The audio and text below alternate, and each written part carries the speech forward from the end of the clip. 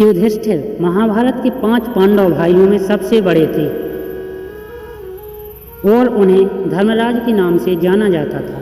वे सत्य, धर्म, न्याय और नैतिकता के प्रतीक थे। युधिष्ठिर का व्यक्तित्व महाभारत की कथा में एक आदर्श राजा, पुत्र, भाई और मानव के रूप में चित्रित किया गया है। उनका जीवन और आचरण महाभारत की नैतिक और दार्शनिक संदेशों का मुख्य आधार है।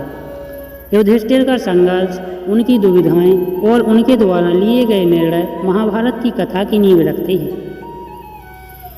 युधिष्ठिर का जन्म पांडु और कुंती के पुत्र के रूप में हुआ था।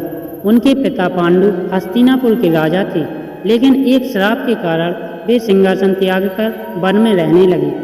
युधिष्ठिर का जन्म धर्म के आशीर्वाद से हुआ था। उनके व्यक्तित्व में सत्य, धर्म और न्याय के गुण उनके पिता के रूप में माने जाने वाले यमराज से ही प्राप्त हुए थे। युधिष्ठिर ने अपने भाइयों भीम, अर्जुन, नकुल और सहदेव के साथ गुरु द्रोणाचार्य के अधीन शिक्षा प्राप्त। वे अपने भाइयों की तरह युद्ध कला में पारंगत नहीं थे, लेकिन उनमें ज्ञान, नीति और धर्म की गहरी समझ थी। वे सदैव सत्य और न्याय के पथ पर चलने वाले व्यक्ति थे, जिनका उद्देश्य समाज और राष्ट्र के कल्याण के लिए धर्म का पालन करना था।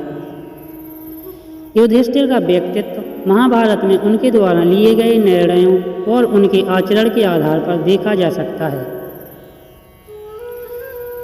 युधिष्ठिर का सबसे प्रमुख गुण उनका धर्म और सत्य के प्रति अड़ग रहना था।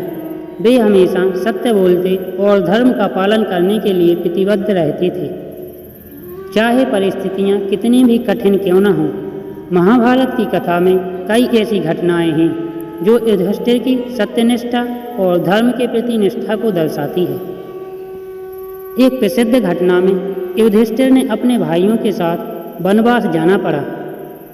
वनवास के दौरान जब उनके चारों भाई एक सरोवर में से पानी पीने के बाद बेहोश हो गए, तब यक्ष ने युधिष्ठिर से कुछ प्रश्न पूछे। युधिष्ठिर ने उन प्रश्नों का उत्तर पूरी सत्यनिष्ठा से दिया और अंततः अपने भाइयों को पुनः जीवित करने में सफल हुए। यक्ष के प्रश्नों का उत्तर देने में युधिष्ठिर की धर्म और सत्य की समझ स्पष्ट रूप से झलकती है।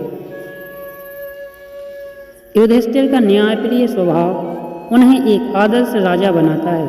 वे सदैव न्याय और सत्य के मार्ग पर चलते थे और अपने राज्य के सभी लोगों के प्रति समान रूप से न्याय करते थे।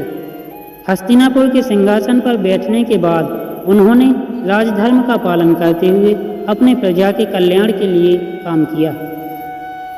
युधिष्ठिर का सत्यनिष्ठ होना उनके चरित्र का एक महत्वपूर्ण पहलू था। वे हमेशा अपने कर्तव्यों को समझते थे और उनका पालन करते थे, चाहे इसके लिए उन्हें कोई भी त्याग क्यों न करना पड़े। महाभारत के युद्ध के बाद जब उन्हें राजगद्दी सौंपी गई तो युधिष्ठिर ने एक न्यायप्रिय और धर्मपरायण राजा के रूप में शासन किया। वे कभी भी अपनी व्यक्तिगत इच्छाओं के पीछे नहीं भागे और हमेशा राज्य और समाज के कल्याण के लिए कार्य किए। उनका यह गुण उन्हें एक आदर्श राजा और नेता के रूप में प्रस्तुत करता है। युधिष्ठिर का धैर्य और सहिष्णुता उन्हें अन्य पात्रों से बिल्कुल अलग रखती है। वे कठिन परिस्थितियों में भी संयमित रहते थे और कभी भी भावनाओं में बहकर गलत निर्णय नहीं लेते थे। जब दुर्योधन और शकुनी ने उन्हें जुए में हराया और उन्हें वनवास भेजा, तब भी युधिष्ठिर ने धैर्य से काम लिया और अपने भाइयों और पत्नी के साथ धैर्यपूर्वक वनवास बिताया। उन्होंने अपने भाग्य को स्वीकार किया और किसी भी स्थिति में क्रोध या हताशा में आकर अनुचित कदम नहीं उठाया। युधिष्ठिर की सहिष्णुता का सबसे बड़ा उदाहरण तब देखने को मिलता है जब महाभारत के युद्ध के बाद गांधारी ने उन्हें श्राप दिया। युधिष्ठिर ने गांधारी के श्राप को भी धैर्यपूर्वक स्वीकार किया और अपने कर्तव्यों का पालन करते रहे। उनकी सहिष्णुता और धैर्य का प्रतीक है कि उन्होंने व्यक्तिगत आघात को भी धर्म और कर्तव्य के प्रति अपने समर्पण से ऊपर रखा। युधिष्ठिर ने अपने जीवन में त्याग और अपरिग्रह का मार्ग अपनाया। जुए के खेल में जब उन्होंने अपना राज्य, अपना धन, अपने भाई और अंत में अपनी पत्नी द्रौपदी को भी दांव पर लगा दिया, तब यह उनके चरित्र का एक कमज़ोर पक्ष दिखता है। लेकिन यह भी स्पष्ट करता है कि युधिष्ठिर ने अपनी व्यक्तिगत संपत्ति और अधिकारों को कभी भी मोह से नहीं देखा।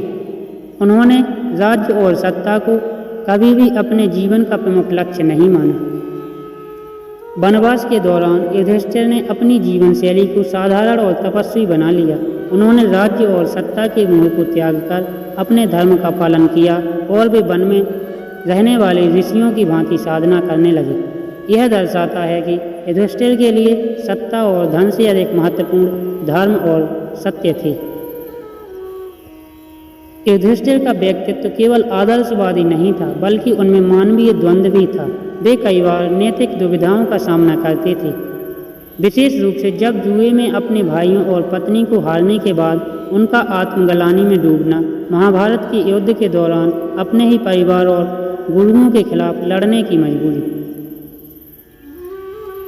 महाभारत के युद्ध के बाद युधिष्ठिर ने गहरी आत्मग्लानि महसूस की।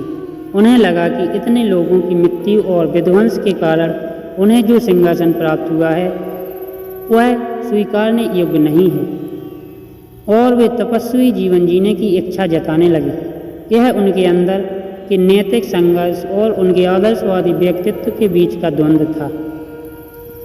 महाभारत के अंत में जब युधिष्ठिर ने अपने भाइयों और पत्नी के साथ हिमालय की यात्रा की, तब यह उनकी शांति और मोक्ष की खोज को दर्शाता है।